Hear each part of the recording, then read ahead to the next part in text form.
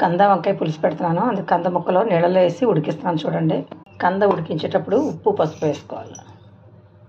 ఇప్పుడు ఉల్లిపాయలు పచ్చిమిర్చి, ఇప్పుడు అల్లం వెల్లుల్లి పేస్ట్. అల్లం వెల్లుల్లి బాగా వేగిపోయింది కదా. ఇప్పుడు టమాటా ముక్కలు, ఇప్పుడు వంకాయ ముక్కలు. టమాటా ముక్కలు వేస్తాను, వంకాయ ముక్కలు కూడా వేస్తాను కదా. ఇప్పుడు ఉప్పు, కాసేపు అలా మూత పెట్టుకోవాలి. వంకాయలు అలా మగ్గిపోయినాయి కదా. కారం పసుపు, ఇప్పుడు కంద ముక్కలు కూడా వేస్తాను. ఇప్పుడు చింతపండు పులుసు వేసుకోవాలి, చూపిస్తాను. అలా మరుగుతున్నప్పుడు కొంచెం బెల్లం కూడా వేసుకోవాలి. అలా కుక్కర్ మూత పెట్టేసి ఒక విజిల్ వచ్చాక ఆఫ్ చేసుకోవాలి. అలా మరుగుతున్నప్పుడు మెంతిపిండి,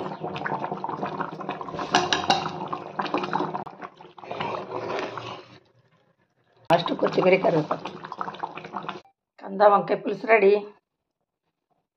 లైక్, షేర్, సబ్స్క్రైబ్. నమస్తే.